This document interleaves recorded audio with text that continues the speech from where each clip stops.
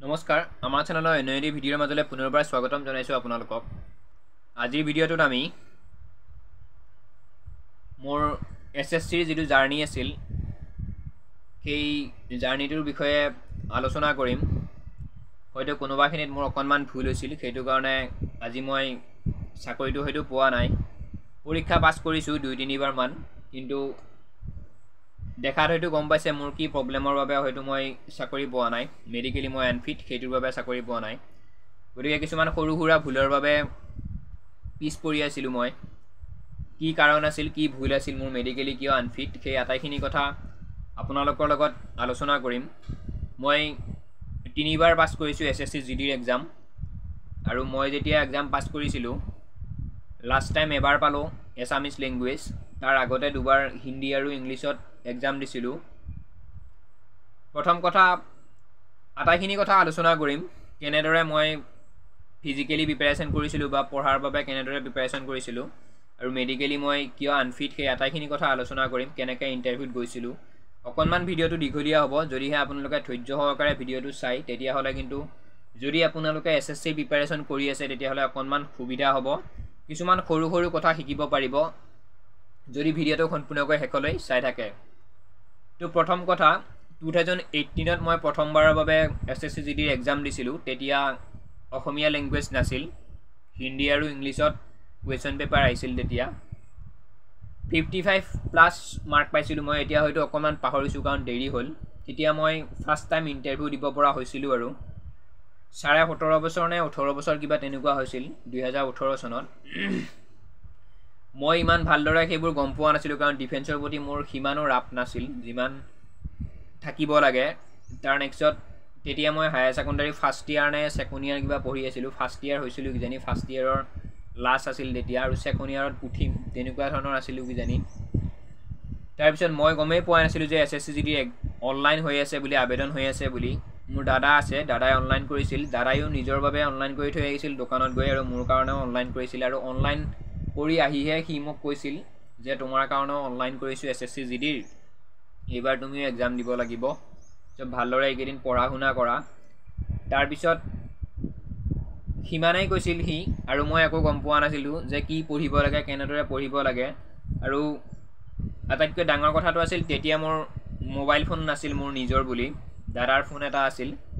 তাৰপিছত মই তাক কৈছিলোঁ মোৰ কিতাপ কানি নাই বা তেনেকুৱা নিজৰ ফোনো নাই পঢ়ি থাকিবৰ বাবে, ইউটিউবতে হওক কিবাতে হওক। তাৰ নেক্সটত সিয়াৰ এক্সাম মোতকৈ হয়তো 2 দিন আগত আছিল। তাৰপিছত দুয়োটাই একেলগে পঢ়িছিলোঁ মোবাইলতে, সিয়াৰ ফোনটোতে ইউটিউবত। মই ইমান কথা গম পোৱা নাছিলোঁ তেতিয়া কি পঢ়িব লাগে। তেনেদৰে চাওঁতে চাওঁতেই হয়তো আৰু বেলেগ কিতাপ পঢ়াই নাছিলোঁ, তেনেকৈ মোবাইলত চাই চাই মই পৰীক্ষা দিছিলোঁ। 3টা শ্বিফ্টত পৰীক্ষা হয়, সেইটো আপোনালোকে জানে। মৰ্ণিঙত হয়, আৰু দুপৰীয়া হয়, আৰু ইভিনিং হয়, সেইটো জানে। মোৰ এক্সাম আছিল 4:30 পৰা নে 4টাৰ পৰা যে এটা এক্সাম হয়, সেইখিনি সময়ত মোৰ পৰীক্ষা আছিল। তাতকৈও ডাঙৰ এটা অসুবিধা আছিল, তেতিয়া মোৰ যিটো মই কিছুমান কথা গম পাওঁ, বা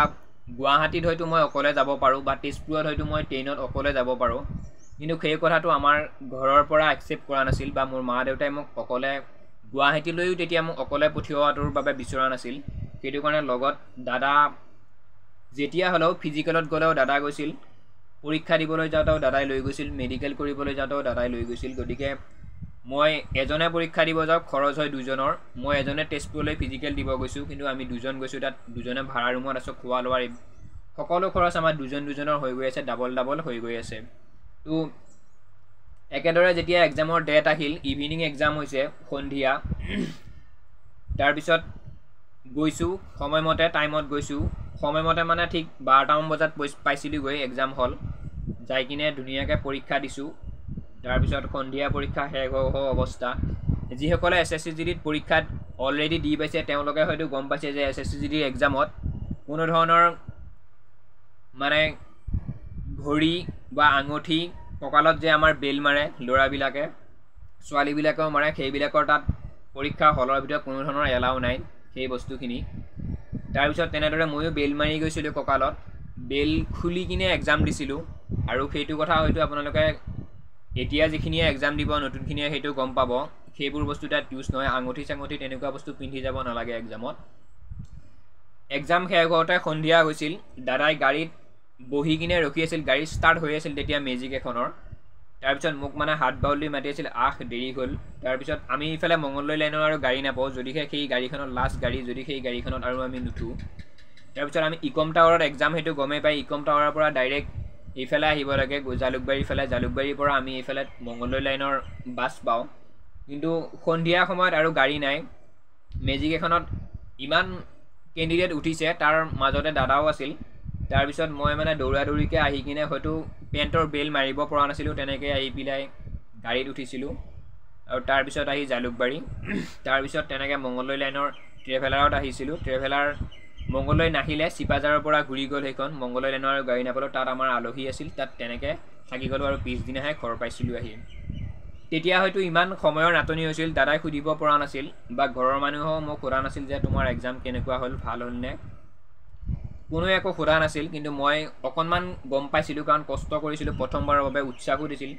দাদাই অকণমান সহায় কৰিছিল এইখিনি পঢ় তেনেকুৱাকৈ পঢ় বুলি এক্সামটো তেনেকৈ ৰিজাল্ট আহিছিল ভাল হৈছিল তেনেকৈ আছিল ৰিটেন এক্সাম এতিয়া ৰিটেন এক্সামৰ পৰা মই আপোনালোকক এটা কথাই কওঁ যেতিয়া মই 3বাৰ এক্সাম পাছ কৰিছোঁ মেডিকেলি আনফিট সেইবাবে মই এবাৰেই ফিজিকেল দিছোঁ 2018ত যিটো এক্সাম হৈছিল তাতেই মই ফিজিকেল দিছোঁ তাৰ নেক্সট আৰু ফিজিকেল দিয়া নাই এনেই এক্সামকেইটা দিছোঁ ভাল লাগে দি পাছ কৰিছোঁ সেইটোৰ বাবে তো ৰিটেনত এইটোকে ক'ব বিচাৰিছোঁ প্ৰথমতে আপোনালোকে যদি ৰিটেন টেষ্ট দিয়ে এতিয়া হয়তো অসমীয়া লেংগুৱেজত পৰীক্ষা আহে প্ৰথমতে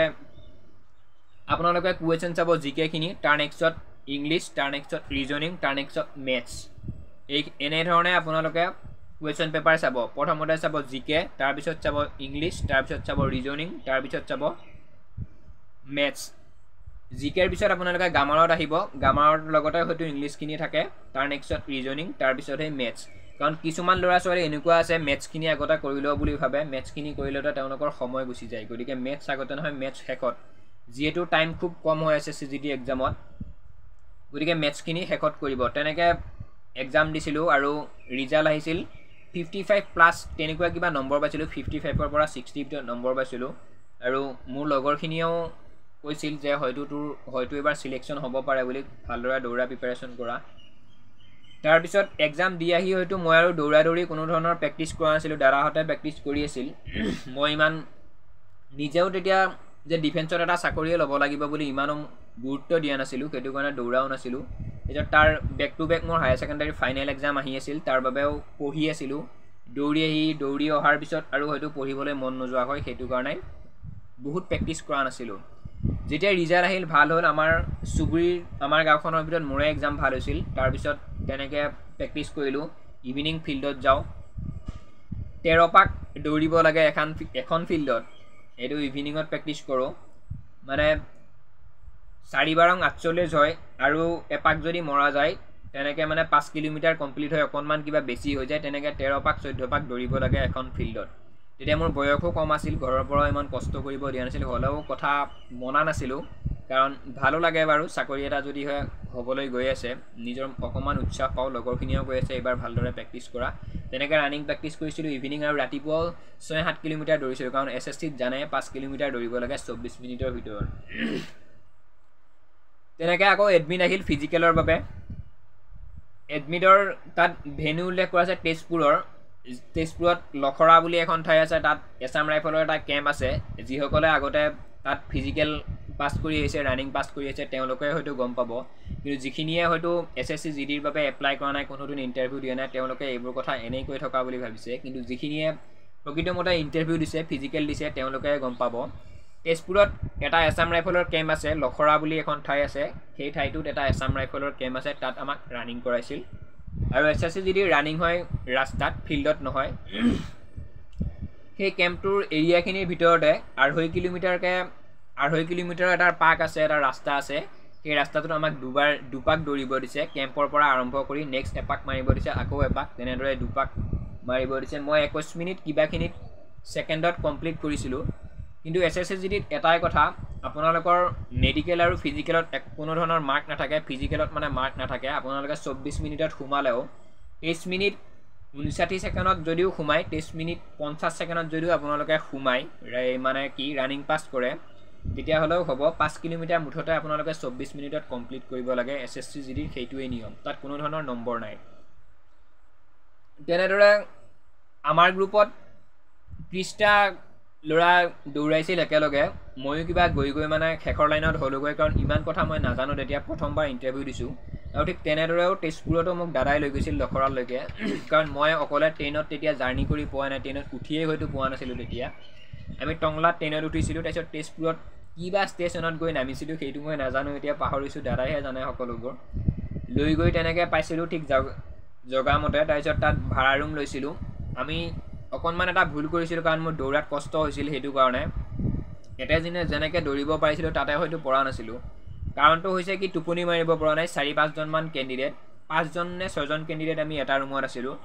মানে ইণ্টাৰভিউ মৰাখিনিয়ে হয়তো সেইটো জানে ইণ্টাৰভিউ যিখিনিয়ে দি পোৱা নাই তেওঁলোকে সেইবোৰ বুজি নাপায় মানে পকা ৰুমত তাত আমি তলত পাতি পাৰি দিছিল ঘৰৰ মালিকনীয়ে বেলেগ আৰু একো নাই পাতিৰ ওপৰত শুই আছিলোঁ ঘৰৰ পৰা মহৰি লৈ গৈছিলোঁ আঁঠুৱা টনি কিনে তেনেকৈ শুই আছিলোঁ মোৰ তেতিয়া ফোন নাই বাকী লগৰখিনিৰ ফোন আছে তেওঁলোকে কিবা কিবি চাই আছে মোবাইলত মানে তেনেকৈ টোপনি একদম নাহে গতিকে এটা কথা মই ক'ব বিচাৰিছোঁ ৰিকুৱেষ্ট কৰিছোঁ যিখিনিয়ে SSC GDৰ বাবে মেডিকেল দিব যায় যিখিনিয়ে ফিজিকেল দিব যায় তেওঁলোকে অকণমান 200 টকা হয়তো বেছিকৈ যাব হয়তো এটা ৰুমৰ ভাড়া 500 টকা ল'ব পাৰে এক ৰাতিত আপোনালোকে অকণমান ভাল ৰুমত থাকিব যাতে ৰাতি এটলিষ্ট টোপনিটো আপোনালোকে ভালদৰে মাৰিব পাৰে তেনেকৈ কিন্তু মই টোপনি মাৰিব পৰা নাছিলোঁ তেনেকৈ 2-3টামান বজাত উঠিয়ে লাইন পাতিছিলোঁ এজন বেগত কিছুমান খোৱা বস্তু লৈছিলোঁ মই ইমান কথা নাজানো যেতিয়া মোৰ আগৰকেইটাৰ বেগখিনি চেক কৰি আছিল এছাম ৰাইফলৰ মানুহখিনিয়ে তাৰপিছত মোৰ যিখিনি খোৱা বস্তু আছিল সেইখিনি মই ছাইডত উলিয়াই দিছিলোঁ ভাবিছিলোঁ মোক আজি পিটিব বুলি বাকীবিলাকে খোৱা বস্তুখিনি নিয়া নাই ময়ে অকল লৈ গৈছোঁ কাৰণ ভোক লাগিব সেইটো মই গম পাইছিলোঁ তাৰপিছত মই মানে বস্তুখিনি উলিয়াই দিছিলোঁ মোৰ বেগৰ পৰা ৰাস্তাৰ ছাইডত থৈ দিছিলোঁ তাৰপিছত দাদাই ছাইডৰ পৰা চাই আছে লাইনৰ ছাইডৰ পৰা সি আহি বস্তুখিনি উঠাই লৈ গৈছে সি কিন্তু গম পায় খোৱা বস্তু নিলে যে একো নকৰে বুলি কিন্তু মোৰ ভয় লাগিছিল কাৰণ প্ৰথমবাৰ মই ইণ্টাৰভিউ দিছোঁ কুক খাব নোৱাৰোঁ বুলি বস্তুখিনি ছাইডত থৈ কিনে মই তেনেকৈ মোৰ ডকুমেণ্টখিনি লৈ গৈছিলোঁ তাৰপিছত সোমাইছিলোঁ তেওঁলোকৰ কেম্পৰ এৰিয়াৰ ভিতৰত তাত কিন্তু ফৰ্ম ফিল আপ কৰিব দিয়ে দেই SSC GDৰ যিসকলে প্ৰিপেৰেশ্যন কৰি আছে তেওঁলোকে হিন্দী আৰু ইংলিছ লেংগুৱেজৰ নলেজ সম্পূৰ্ণ লাগে কাৰণ তাত অফিচাৰ আহে অফিচাৰে এখন ফৰ্ম দিয়ে ফৰ্ম ফিল আপ কৰিব দিয়ে কিবা কিবি বহুত প্ৰচেছ কৰিব দিয়ে ষ্টাম্প মাৰিব দিয়ে হাতৰ তাত নমুনা দিব দিয়ে কিবা কিবি বহুত কিবা কিবি কৰিব লাগে তাত হাতত এনেকৈ ষ্টাম্প মাৰে গতিকে হিন্দী বিশেষকৈ ইংলিছ লেংগুৱেজৰ নলেজ নাথাকিলেও হিন্দী লেংগুৱেজৰ নলেজ SSC GDৰ যিসকলে প্ৰিপেৰেশ্যন কৰিছে তেওঁলোকৰ থাকিবই লাগিব কাৰণ মেডিকেল টেষ্ট যেতিয়া কৰিব যাব ফিজিকেল টেষ্ট যেতিয়া কৰিব যাব তেতিয়া কিন্তু অসমীয়াত কোনো ধৰণৰ তাত কথা বতৰা নহয় ফৰ্ম ফিল আপ কৰিব দিব আপোনালোকক ইংলিছত কিবা যদি ভুল কৰে গালি গালাজ পাৰিব ইংলিছত বা হিন্দীত ক'ব গতিকে হিন্দী আৰু ইংলিছৰ নলেজটো সম্পূৰ্ণ লাগে সেইটো এটা আপোনালোকৰ শিকিব লগা কথা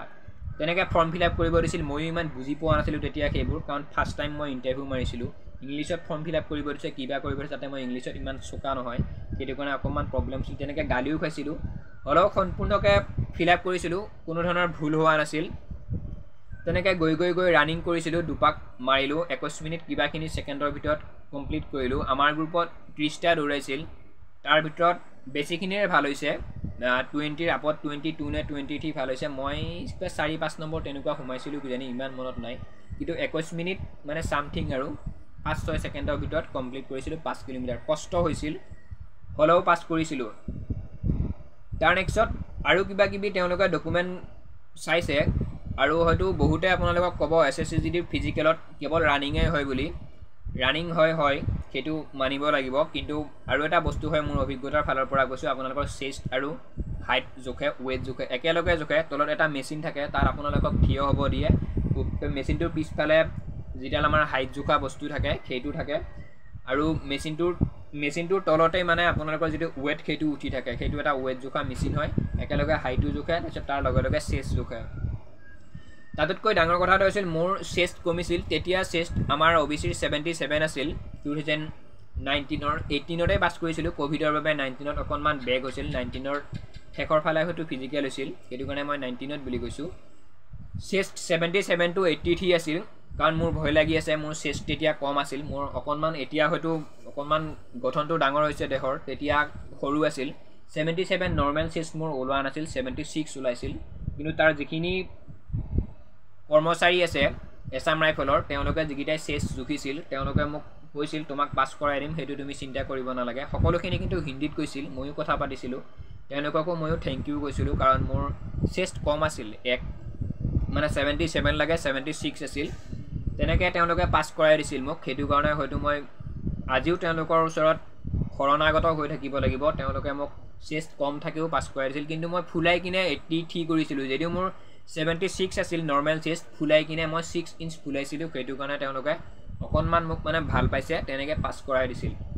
তাৰপিছত তেনেকৈ পাছ হোৱাৰ পিছতে ভাল লাগিছিল মনটো কিবা কিবি অকণমান খাবও দিছিল বাৰু তেওঁলোকৰ ফালৰ পৰা কিবা নেমু চৰ্বত নেকি অকণমান ওৱান টাইম গিলাছত অকণমান খাব দিছিল সকলোকে তেনেকৈ পাছ কৰিছিলোঁ ফিজিকেল তাৰপিছত অফিচাৰ আহিল তেওঁলোকৰ ডকুমেণ্টবিলাকত কিবা কিবি কৰি কিনে বুজাই কিনে আমাক পঠিয়াই দিছে আৰু তেওঁলোকে ভাল কথাই কৈ খেদাইছে তেওঁলোকে কৈছে যে তোমালোকে এইকেইদিন বাইক চাইক নচলাবা তেনেকুৱাকৈ বা দূৰলৈ ইমান জাৰ্ণি নকৰিবা আৰু ডাঙৰ গাড়ী চাড়ী হয়তো এক্সিডেণ্ট হ'ব পাৰে কিবা হ'ব পাৰে বা ভালদৰে থাকিবা তেনেকৈ তেওঁলোকে ভাল উপদেশ দি পঠিয়াইছিল তেওঁলোকে কৈছিল তোমালোকৰ মৃত্যুন তোমালোকে পাছ কৰিছা ভাল নম্বৰেৰে তাৰপিছত ফিজিকেলি পাছ হ'লা লাষ্ট এতিয়া আৰু মেডিকেলটোহে বাকী আছে গতিকে সুস্থ ৰূপে থাকা ঘৰতেই থাকা ৰাতিপুৱা অকণমান ৰানিং কৰিবা তেনেকৈ ভালদৰে বুজাই কিনে আমাক পঠিয়াই দিছিল মোক তেজপুৰৰ লখৰা কেম্পৰ পৰা তাৰ এজন অফিচাৰে মোক মাতি নি কিনে তেওঁ কৈছিল মোৰ মাৰ্কটো তেওঁ চাইছিল গম পাইছিল যে মোৰ 55+ মাৰ্ক আছে তেওঁলোকে হয়তো গম পাইছিল যে এই ল'ৰাজনৰ চিলেকশ্যন হ'ব বুলি আৰু মোৰ হাইটটো বেছি তেওঁলোকে মোৰ হাইটটো ভালদৰে চাইছিল কাৰণ মোৰ এইজটো কম সেইটো কাৰণে হয়তো চেষ্টৰ ফালৰ পৰাও তেওঁলোকে মোক চেষ্ট যদিও মোৰ হোৱা নাছিল পাছ কৰি দিছিল তেওঁলোকে কৈছিলে তোমাৰ চিলেকশ্যনটো হ'ব তুমি অকণমান ভালদৰে কিবা কিবি কৰা এইকেইদিন ভালকৈ থাকা বুলি তেওঁলোকে কৈছিল মানে তেওঁলোকেও আশা কৰিছিল যে মোৰ CRPFত চিলেকশ্যন হ'ব বুলি তাৰ নেক্সট আহিলোঁ তাৰ পৰা দাদাৰো যেতিয়া কেম্পৰ পৰা মই ওলাইছিলোঁ ভাল লাগিছিল তাৰো অকণমান তাৰপিছত তেনেকৈ ৰাতি হয়তো আমাৰ টংলা ষ্টেচন পাওঁতে আহি আমাৰ 2টা বাজিছিল ৰাতি তাৰপিছত মোবাইল ছুইচ অফ হৈ গৈছিল মোৰ নাই দাদাৰ যিটো মোবাইল আছিল সেইটো ছুইচ অফ হৈছিল ঘৰলৈ তেনেকৈ ফোন কৰিব পৰা নাছিলোঁ 2টা বজাত টংলা ষ্টেচন পাইছিলোঁ তাত আৰু 2 ঘণ্টামান কিবা কিবি কৰি থাকি 4টা বজাত আমি টংলাৰ পৰা আমাৰ ঘৰলৈ কেৱল খোজকাঢ়ি আহিছোঁ হয়তো 12-13 কিলোমিটাৰমান হ'ব মই কিন্তু টংলাৰ পৰা আমাৰ ঘৰলৈ খোজকাঢ়ি কোনোদিন আহি পোৱা নাছিলোঁ সিদিনা পাইছোঁ অকণমান উৎসাহ লাগি আছিল ইণ্টাৰভিউটো ভাল কৰিছোঁ খুব কষ্ট কৰি সেইটো কাৰণেই আহি পাইছোঁ খোজকাঢ়ি হ'লেও আগষ্ট মাহৰ লাষ্টৰ পিনে ৰানিং হৈছিল মোৰ এতিয়াও মনত আছে গৰম আছিল অকণমান হ'লেও আমি খোজকাঢ়ি হ'লেও ঘৰ পাইছিলোঁ আহি তেনেকৈ ফিজিকেলটো শেষ হৈ গৈছিল মোৰ তাৰপিছত মেডিকেলৰ বাবে আহিছিল এডমিট কাৰ্ড গুৱাহাটী যিটো ব্ৰিজ যিটো জালুকবাৰী ব্ৰিজৰ ঠিক তলতেই বুলি ক'ব লাগিব অকণমান আমাৰ মংগলদৈ ফালৰ পৰা গৈ পেলাই আগতেই পাই বাৰু ব্ৰিজৰ কাষতে এটা ITBP কেম্প আছে সেই কেম্পটোত আমাক মেডিকেল কৰাইছিল তাতো ঠিক একেদৰে মোক অকলে যাব দিয়া নাছিল ঘৰৰ পৰা দাদাৰ লগত পঠিয়াইছিল তেনেকৈ গৈছিলোঁ তাতো আমি সেইটোৱে হয়তো ভুল আছিল মোৰ চকু দুৰ্বল আছিল তেতিয়া মই সেইটো গম পাওঁ তাৰপিছত মই ইফালে দাঁত লগাই লৈ গৈছোঁ মোৰ ভৰিৰ যিখন ৰাইট চাইডে মোৰ যিখন ভৰি আছে সেই ভৰিখনৰ লাষ্টৰ যি 2টা আঙুলি সেই আঙুলি 2টা জইন আছে সেইটো মোৰ জন্মগত হয় আৰু মই অকণমান অনুধাৱন কৰিছোঁ যে মোৰ চকুৰ অকণমান প্ৰব্লেম হ'ব বুলি তাৰপিছত আমি হয়তো সেইখিনিতে অকণমান ভুল কৰিছিলোঁ তাতো আমি ভাল ৰুম লোৱা নাছিলোঁ তাতো আমি তেনেকৈ মাটিত থাকিব পৰাকৈ এটা ৰুম লৈছিলোঁ কাৰণ পইচা পাতিও তেতিয়া অকণমান অসুবিধা আছিল আৰু মোৰ ইণ্টাৰভিউৰ লগত দাদা এনেই যাব লাগে পইচাৰ আমাৰ ডাবল খৰচ হয় সেইটো কাৰণে এক ৰাতিৰ ভিতৰত কিবা 150 টকা নে কি দিব লাগে 2টাৰ তেনেকৈ 300 টকা দি কিনে আমি এটা ৰুমত আছিলোঁ আৰু লগৰ কেইটামানো আছিল তাৰপিছত মাটিত শুই আছিলোঁ ঢালাইত তাৰপিছত তেনেকৈ মানে ৰাতি টোপনি নাহে তেনেকৈ অকণমান চকুৰ প্ৰব্লেম হ'ল এতিয়া কিছুমান শিকিব পৰা যায় আপোনালোকক কথা বুলি কৈছোঁ যদিহে আপোনালোকে ইণ্টাৰভিউ দিব যায় 200 টকাৰ কাৰণে আপোনালোকে বেয়া ৰুমত থাকি টোপনি লছ কৰিব নালাগে অকণমান ভাল ৰুমত থাকিব 500-600 টকা ভাড়া ল'ব কিন্তু আপোনালোকৰ দেহাটো শৰীৰটো সুস্থ হৈ থাকিব সেইটো কাৰণে কৈছোঁ গতিকে যিখিনিয়ে ইণ্টাৰভিউ মাৰিব যায় বিশেষকৈ মেডিকেল দিব যায় তেওঁলোকে কিন্তু টোপনিটো ক্লিয়াৰ মাৰিব কাৰণ মেডিকেল আৰু বেলেগ নাই নিজৰ শৰীৰটোৰ ওপৰত চৰ্চা হয় গতিকে মেডিকেল দিব যোৱাখিনিয়ে টোপনি কিন্তু ক্লিয়াৰ মাৰিবই লাগিব নহ'লে চকুৰ প্ৰব্লেম আহিব চকুৰ দিক্কত আহিব গতিকে যিখিনিয়ে মেডিকেল দিব যায় শৰীৰটো ধুনীয়াকৈ ঠিক কৰি ল'ব তেনেকৈ আগদিনা গৈছোঁ কালি হয়তো মেডিকেল আজি গৈছোঁ টোপনি নায়েই আৰু ৰাতিটো গমেই পাই লগৰ লগত থাকিলে টোপনি কিমান ক্ষতি হয় তাতে মোৰ চকুৰ অকণমান প্ৰব্লেম মই সেইটো আগৰ পৰাই জানো তাৰপিছত 6টা বজাত আমাৰ ৰিপৰ্টিং টাইম আছিল মেডিকেলৰ তাৰপিছত লাইন হ'লোঁ তাত তেনেকৈ মেডিকেল কিবা কিবি কৰিলে পৰীক্ষাও কৰিলে কিন্তু পৰীক্ষা কৰি থাকোঁতে আমি কোনো ধৰণৰ কেণ্ডিডেটখিনিয়ে গম পোৱা নাই যে মেডিকেলি আমি আনফিট হয়তো হ'ম বুলি একো কোনোৱে গম পোৱা নাই তাৰ নেক্সট ৰিজাল্ট যেতিয়া আহিল ৰিজাল্টতহে হয়তো গম পাইছোঁ মোৰ চকুৰ বাবে ৰিমেডিকেল দিছে আৰু যিটো মোৰ এই মানে সোঁফালৰ যিটো ভৰি আছে সেই ভৰিটোৰ লাষ্টৰ ফালে আঙুলি দুটা জইন আছে সেই জইনটোৰ বাবেও ৰিমেডিকেল দিছে তাৰপিছত তেনেকৈ 2 দিন পিছত ৰিজাল্ট আনিব মাতিছিল মই সেইদিনা কিন্তু মই অকলে গৈছিলোঁ কাৰণ আগদিনা মই গৈ আহিছোঁ তাৰ পৰা গতিকে পিছদিনা মই ঘৰত কৈছোঁ বোলে অকলে যাব পাৰিম একো নাই বুলি মই তেনেকৈ গৈছিলোঁ তাৰপিছত ৰিজাল্টটো তেনেকুৱা হৈ আছিল বাৰু ৰিমেডিকেল দিলে তাৰপিছত তেওঁলোকে তাৰ পৰা ফৰ্ম দি খেদাইছে সেই ফৰ্মকেইখন মই আকৌ গুৱাহাটীৰ GMCHত গৈ কিনে ফৰ্মকেইখন ফিল আপ কৰিছোঁ মানে ডক্টৰ ফৰ্মকেইখনত একো কৰিব নালাগে ফৰ্মকেইখনত লিখি আনিব লাগে যে ডক্টৰৰ পৰা সঁচাকৈ মেডিকেলিভাৱে আনফিট হয় নে নহয় সেইটো লিখি আনিব লাগে অকণমান যদি আপোনালোকে ডক্টৰৰ লগত ভালদৰে কথা পাতিব পাৰে ডক্টৰে লিখি দিয়ে যে মেডিকেলি আনফিট নহয় আপোনালোকে আকৌ ৰিমেডিকেল কৰিব পাৰে বুলি তেওঁলোকে লিখি দিয়ে তো তেনেকৈ ফৰ্মখিনি মই কালেক্ট কৰিছোঁ 2খন ফৰ্মেই 3-4 দিনমান গৈছোঁ GMCHত মোৰ আঙুলি দুটাৰ কাৰণেও গৈছোঁ আৰু চকুৰ কাৰণেও গৈছোঁ কিন্তু ডক্টৰেও মোক কৈছিল তোমাৰ চকুৰ প্ৰব্লেম সঁচাকৈ আছে তুমি হয়তো মেডিকেল ৰিজেক্ট হ'বা তুমি এইবোৰ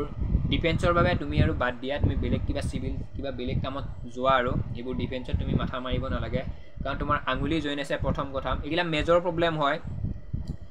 কিছুমানৰ হাত এখন হয়তো অকণমান বেকা আছে এক্সাৰচাইজ কৰিলে হাতখন পোন হৈ যায় কিন্তু চকুৰ যিটো প্ৰব্লেম আছে সেই প্ৰব্লেমটো আপোনালোকে অপাৰেশ্যন কৰিব লাগিব অপাৰেশ্যন নকৰিলে কোনো ধৰণৰ চকুৰ প্ৰব্লেম ঠিক নহয় আৰু বহুত কেণ্ডিডেট দেখিছোঁ অপাৰেশ্যন কৰাৰ পিছতো আকৌ 1 বছৰ পিছতো একেই অৱস্থা চশমা ল'ব লগা হয় গতিকে ডাক্তৰে মোক ভাল উপদেশ দিছিল তুমি আৰু এইবোৰ কৰিব নালাগে ডিফেন্সত হয়তো এইখিনি ফৰ্ম জমা দিয়া ডিফেন্সৰ কাৰণে তুমি জোৰ জাৰ কৰিব নালাগে বেলেগ কিবা ছাৰ্ভিচৰ বাবে বেলেগ কিবা কামৰ বাবে তুমি প্ৰস্তুতি কৰা ভাল কথা কৈছিল মোক ডক্টৰে তাৰ নেক্সট হ'লেও আকৌ আমি তেজপুৰত কোনোবা এটা কেম্পত পাহৰিছোঁ তেজপুৰত সেই ফৰ্মখিনি জমা দিব গৈছোঁ দাদাও গৈছিল তেতিয়া ময়ো গৈছিলোঁ তেনেকৈ আমাৰ মানে অকণমান জাৰ্ণিটো এইটো কাৰণে মোৰ দুখ লগা পইচা বেছিকৈ খৰচ হৈছিল জোখতকৈ মানে কাৰোবাৰ যদি 10,000 টকা খৰচ হৈছে বা কাৰোবাৰ যদি 20,000 টকা খৰচ হৈছে মোৰ 40,000 টকা খৰচ হৈছে সেইটো কাৰণেহে অকণমান বেয়া লগা তেনেকৈ আৰু তেজপুৰত জমা দিলোঁ আৰু 3-4 মাহমান পিছতো কিন্তু ৰিমেডিকেলৰ বাবে মাতিছে গুৱাহাটীত কোনোবা এটা BSF কেম্পত মাতিছিল সেইফালে পাহৰিছোঁ মই BSF মানে সম্পূৰ্ণ কিবা এটা ঠাই নাম আছিল পাহৰিছোঁ BSF কেম্প আছিল তাত ৰিমেডিকেলৰ বাবে মাতিছে ফাৰ্ষ্ট টাইম ৰিমেডিকেলত আমি যিখিনি কেণ্ডিডেট তাত মানে লগ হৈছোঁ সেই ৰিমেডিকেলৰ ফাৰ্ষ্ট কেণ্ডিডেটজন ময়ে মানে কাৰণ মোৰ প্ৰব্লেমটো মেজৰ হয় কাৰণ মোৰ আঙুলি জইন আছে প্লাছ চকুৰ প্ৰব্লেম 6/6ত মোৰ অকণমান প্ৰব্লেম হয় ডিষ্টেঞ্চত কালাৰ ভিজনত মোৰ প্ৰব্লেম নাই ডিষ্টেঞ্চত প্ৰব্লেম তাৰপিছত যেতিয়া মই প্ৰথম যিটো মেডিকেল দি আহিছোঁ তাৰ নেক্সটেই মোক ডক্টৰে কৈছে তুমি চশমা ল'ব লাগিব সেইমতে মই চশমাও লৈছিলোঁ ৰিমেডিকেলৰ আগদিনালৈকে চশমা পিন্ধিছোঁ ডক্টৰক কৈছিলোঁ বোলে পাৱাৰ অকণমান আহিব নেকি তেওঁলোকে কৈছিল পাৱাৰ তোমাৰ হয়তো নাহে কিন্তু হ'লেও আগৰ নিচিনাকৈ থাকিব আৰু দুৰ্বল নহয় চকুকেইটা তেনেদৰে চশমা লোৱাটো হয়তো মোৰ অকণমান ভুল হ'ল যেতিয়া মানে মই চশমাটো খুলি কিনে ৰিমেডিকেল কৰিব গ'লোঁ চকুকেইটা আগতকৈ অকণমান বেছিহে নেদেখা হৈ গৈছোঁ তেনেদৰে ৰিমেডিকেল দিব গৈছোঁ ৰিমেডিকেল দিব যাওঁতেও 6টা বজাত ৰিপৰ্টিং আছিল তাৰপিছত তাত আৰু ৰাতি থকাকৈ যোৱা নাই ইয়াৰ পৰা আমি বাইক লৈ গৈছোঁ মংগলদৈৰ পৰা গুৱাহাটীলৈকে ৰাতি ইয়াৰ পৰা 3টামান বজাতে গৈছোঁ তাত মোটামুটি 4:30-5টামান বজাত পাইছোঁগৈ বাইকো ইমান জোৰে চলোৱা নাই অকণমান লাহে লাহে গৈছোঁ তেনেকৈ যাই 6টা বজাত ৰিপৰ্টিং টাইম উপস্থিত হৈছোঁ BSF কেম্পৰ গেটত তাৰপিছত তেনেকৈ আৰু কিবা কিবি প্ৰচেছ হৈ কিনে ৰিমেডিকেল ফাৰ্ষ্ট টাইম মোকেই মাতিছে তেতিয়া হয়তো ভাবিছোঁ কিবা এটা হয়তো হ'বও পাৰে ইয়াত গৈছোঁ তেনেদৰে তেওঁলোকৰ চকুৰ পৰীক্ষা কৰিছে একো কোৱা নাই তেতিয়া আঙুলিকেইটা মানে এনেদৰে চাইছে আৰু মানে কি আৰু দেখাই পাই আছে হয়তো তেওঁলোকৰ আঙুলিটো জইন আছে কিন্তু তাৰপিছতো ইমান কিবা ডাঙৰ লাইট মাৰি কিবা টৰ্চ মাৰি লাইট মানে আঙুলিকেইটা চাইছে মানে একদম মোৰ অকণমান তলে তলে হাঁহি উঠি গৈছে আৰু চকুকেইটাও পৰীক্ষা কৰিছে তাৰ নেক্সট সেইখিনিৰ পিছত আৰু মোক মতা নাই তেতিয়াই হয়তো মই গম পাইছোঁ যে মই মেডিকেলিভাৱে এনেও আনফিট কাৰণ মোৰ আগতেও মোক ডক্টৰে কৈ খেদাইছে তুমি ডিফেন্সৰ বাবে যুঁজা চলাব নালাগে বেলেগ কিবা ছাৰ্ভিচ চোৱা বুলি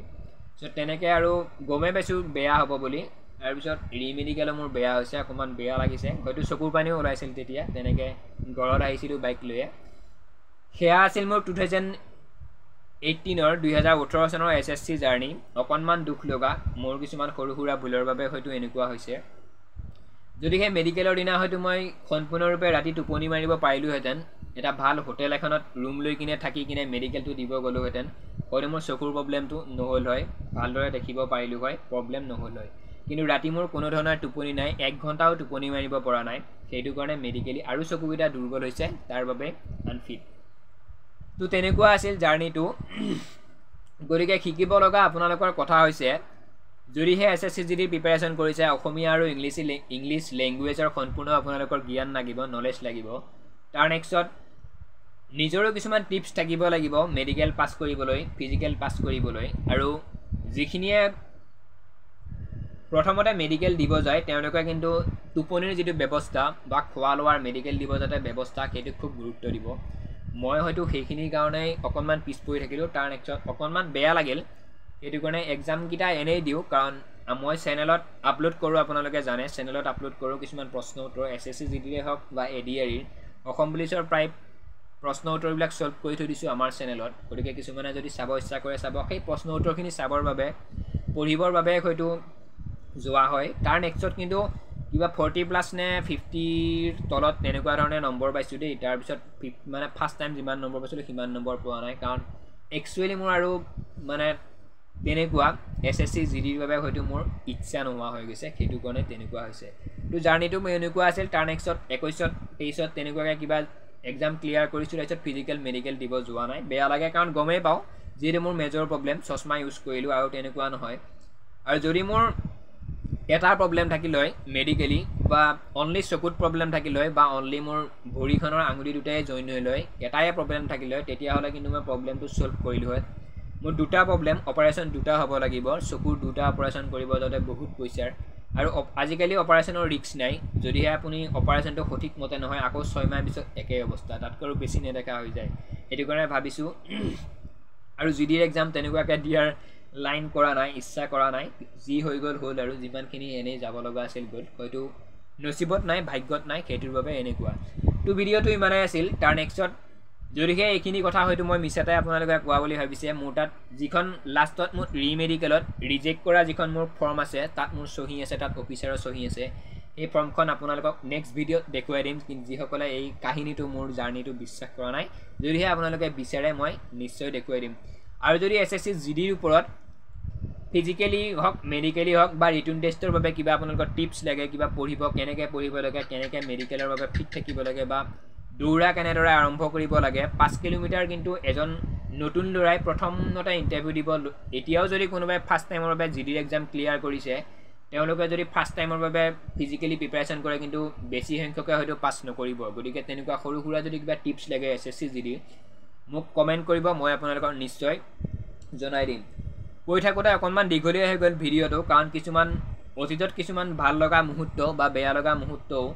মানুহৰ আগত বা আপোনালোকৰ আগত শ্বেয়াৰ কৰি ভাল লাগে তাৰ পৰা কিবা এটা হ'লেও আপোনালোকে শিকিব পাৰিব